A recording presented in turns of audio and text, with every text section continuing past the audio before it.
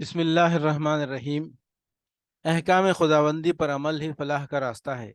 فہرست موضوعات تفہیم القرآن، جلد اول، عنوان احکام القرآن، صفحہ 125، سورہ بقرہ، آیات 150 151۔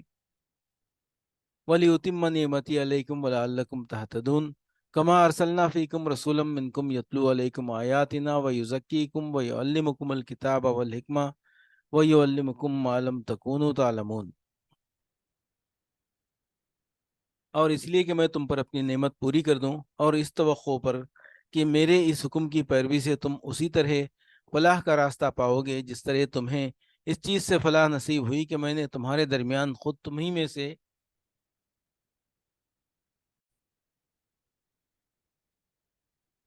ایک رسول بھیجا جو تمہیں میری آیات سناتا ہے، تمہاری زندگیوں کو سنوارتا ہے، تمہیں کتاب اور حکمت کی تعلیم دیتا ہے، اور تمہیں وہ باتیں سکھاتا ہے جو تم نہ جانتے تھے۔ وَلِيُتِمَّ نِعْمَتِي عَلَيْكُمْ وَلَعَلَّكُمْ تَهْتَدُونَ، اور اس لیے کہ میں تم پر اپنی نعمت پوری کر دوں۔ نعمت سے مراد وہی امامت اور پیشوائی کی نعمت ہے جو بنی اسرائیل سے سلب کر کے اس امت کو دی گئی تھی۔ دنیا میں ایک امت کی راست روی کا یہ انتہائی ثمرہ ہے کہ وہ اللہ کے امر تشریعی سے اقوام عالم کی رہنما و پیشوا بنائی جائے، اور نوع انسانی کو خدا پرستی اور نیکی کے راستے پر چلانے کی خدمت اس کے سپرد کی جائے۔ یہ منصب جس امت کو دیا گیا، حقیقت میں اس پر اللہ کے فضل و انعام کی تکمیل ہو گئی۔ اللہ تعالیٰ یہاں یہ فرما رہا ہے کہ تحویل قبلہ کا یہ حکم دراصل اس منصب پر تمہاری سرفرازی کا نشان ہے، لہٰذا تمہیں اس لیے بھی ہمارے اس حکم کی پیروی کرنی چاہیے کہ ناشکری و نافرمانی کرنے سے کہیں یہ منصب تم سے چھین نہ لیا جائے۔ اس کی پیروی کرو گے تو یہ نعمت تم پر مکمل کر دی جائے گی، اور اس توقع پر کہ یعنی اس حکم کی پیروی کرتے ہوئے یہ امید رکھو۔ یہ شاہانہ انداز بیان ہے۔ بادشاہ کا اپنی شان بے نیازی کے ساتھ کسی نوکر سے یہ کہہ دینا کہ ہماری طرف سے فلاں عنایت و مہربانی کے امیدوار رہو، اس بات کے لیے بالکل کافی ہوتا ہے کہ وہ ملازم اپنے گھر شادیانے بجوا دے اور اسے مبارکبادیاں دی جانے لگیں۔ اہل ایمان کو حکم خداوندی پر کیوں عمل کرنا چاہیے؟ فہرست موضوعات تفہیم القرآن، جلد اول، عنوان احکام القرآن، صفحہ 124، سورہ بقرہ، آیت 150۔ وَحَيْثُ مَا كُنْتُمْ فَوَلُّوا وُجُوهَكُمْ شَطْرَهُ لِئَلَّا يَكُونَ لِلنَّاسِ عَلَيْكُمْ حُجَّةٌ، اور جہاں سے بھی تمہارا گزر ہو اپنا رخ اور جہاں سے بھی تمہارا گزر ہو اپنا رخ مسجد حرام ہی کی طرف پھیرا کرو، اور جہاں بھی تم ہو اسی کی طرف منہ کر کے نماز پڑھو، تاکہ لوگوں کو تمہارے خلاف کوئی حجت نہ ملے۔ یعنی ہمارے اس حکم کی پوری پابندی کرو۔ کبھی ایسا نہ ہو کہ تم میں سے کوئی شخص مقررہ سمت کے سوا کسی دوسرے سمت کی طرف نماز پڑھتے دیکھا جائے، ورنہ تمہارے دشمنوں کو تم پر یہ اعتراض کرنے کا موقع مل جائے گا کہ کیا خوب امت وسط ہے، کیسے اچھے حق پرستی کے گواہ بنے ہیں، جو یہ بھی کہتے جاتے ہیں کہ یہ حکم ہمارے رب کی طرف سے آیا ہے، اور پھر اس کی خلاف ورزی بھی کیے جاتے ہیں۔ احکام خداوندی پر عمل نہ کرنے والوں کی مثال۔ فہرست موضوعات تفہیم القرآن، جلد اول، عنوان احکام القرآن، صفحہ 133 134، سورہ بقرہ، آیت 170۔ وَإِذَا قِيلَ لَهُمُ اتَّبِعُوا مَا أَنزَلَ اللَّهُ قَالُوا بَلْ نَتَّبِعُ مَا أَلْفَيْنَا عَلَيْهِ آبَاءَنَا أَوَلَوْ كَانَ آبَاؤُهُمْ لَا يَعْقِلُونَ شَيْئًا وَلَا يَهْتَدُونَ۔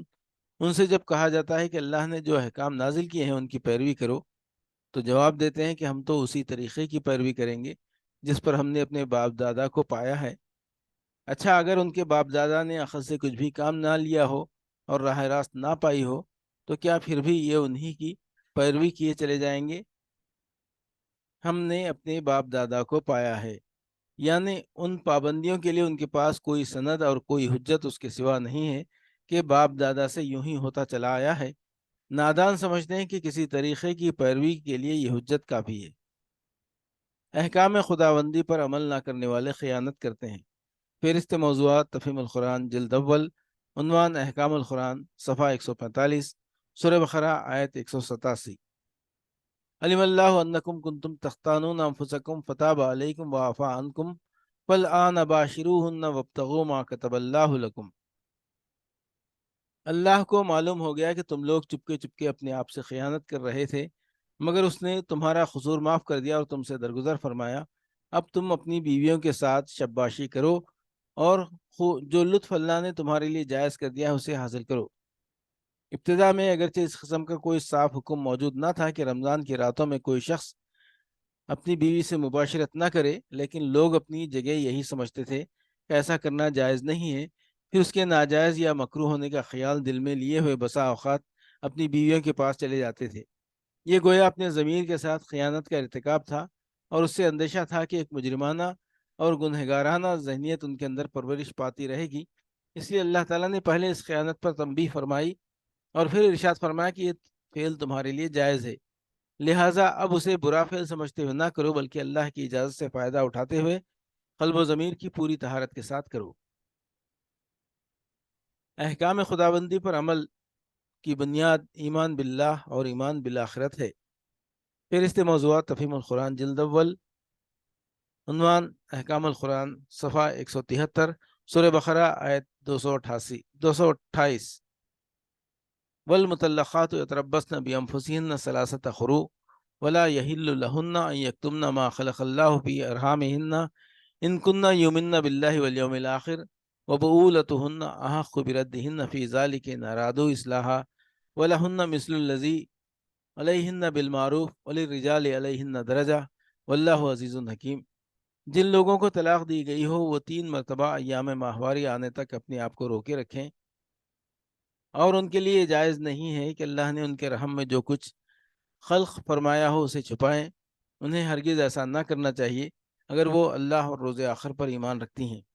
ان کے شوہر تعلقات درست کر لینے پر آمادہ ہوں تو وہ اس عدت کے دوران میں انہیں پھر اپنی زوجیت میں واپس لے لینے کے حقدار ہیں۔ عورتوں کے لیے بھی معروف طریقے پر ویسے ہی حقوق ہیں جیسے مردوں کے حقوق ان پر ہیں، البتہ مردوں کو ان پر ایک درجہ حاصل ہے، اور سب پر اللہ غالب اقتدار رکھنے والا اور حکیم و دانا موجود ہے۔ اللہ تعالیٰ کے احکام کی خلاف ورزی سے بچو۔ فہرست موضوعات تفہیم القرآن جلد اول، عنوان احکام القرآن، صفحہ 55، سورہ بقرہ آیت 16۔ اولئک الذین اشتروا الضلالۃ بالہدی فما ربحت تجارتہم وما کانوا مہتدین۔ وہ لوگ ہیں جنہوں نے ہدایت کے بدلے گمراہی خرید لی ہے، مگر یہ سودا ان کے لیے نفع بخش نہیں ہے اور یہ ہرگز صحیح راستے پر نہیں ہے۔